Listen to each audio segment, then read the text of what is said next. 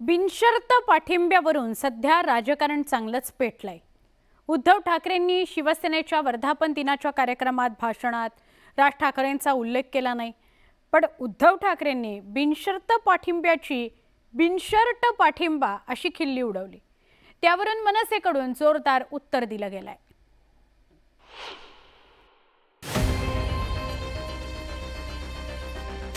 या निवडणुकीमध्ये आपले कोण आणि परके कोण, मित्र कोण आणि शत्रू कोण हे स्पष्ट झालेले आहे। काही जणांनी केवळ उद्धव ठाकरे नको म्हणून त्यांना बिनशर्त पाठिंबा दिला। उद्धव ठाकरेंनी पक्षाच्या वर्धापन दिनी केलेली ही टीका मनसेच्या चांगलीच जिव्हारी लागली। मनसेनं नुकत्याच झालेल्या लोकसभा निवडणुकीत एकही उमेदवार उभा केला नव्हता, मात्र देशाच्या विकासाच्या मुद्द्यावर राज ठाकरेंनी पंतप्रधान नरेंद्र मोदींना बिनशर्त पाठिंबा दिला होता। मनसेच्या पाठिंब्यामुळे महायुतीला मुंबईतील एका आणि ठाण्यातील 2 मतदारसंघात चांगलाच फायदा झाला होता। मनसेमुळे महायुतीला झालेल्या फायद्याची सल उद्धव ठाकरेंच्या मनात होती, त्यामुळे त्यांनी ती सल भाषणाच्या माध्यमातून टीका करत बिनशर्त व्यक्त केली।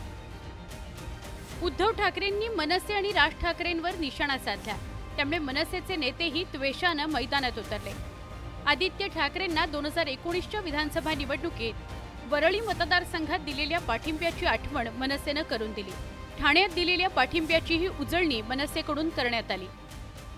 पण एक गोष्ट बरी झाली की या निवडणुकीमध्ये आपले कोण आणि परके कोण, मित्र कोण आणि शत्रू कोण हे स्पष्ट झालेले आहे।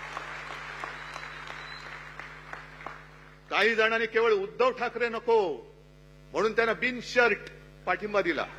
आमच्या साहेबांनी एक छोटा भाऊ म्हणून तुमचा एक आपल्या घरातला ठाकरे खानदानामधला पहिला युवराज वरळीमधून उभा राहतोय, त्याच्याकडून भरपूर अपेक्षा होत्या लोकांना पण आणि तसंच आमच्या साहेबांना पण, आणि म्हणूनच त्यावेळेला पाठिंबा दर्शवला होता आणि तेव्हाच तो निवडून आला।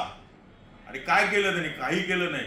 आणि तुम्ही आज त्याच साहेबांना आणखी भरपूर ठिकाणी तुम्हाला ठाण्यामध्ये असेल कित्येक ठिकाणी तुम्हाला बिनशर्त पाठिंबा दिला, तेव्हा तुम्हाला बिनशर्त आठवलं नाही तुम्हाला?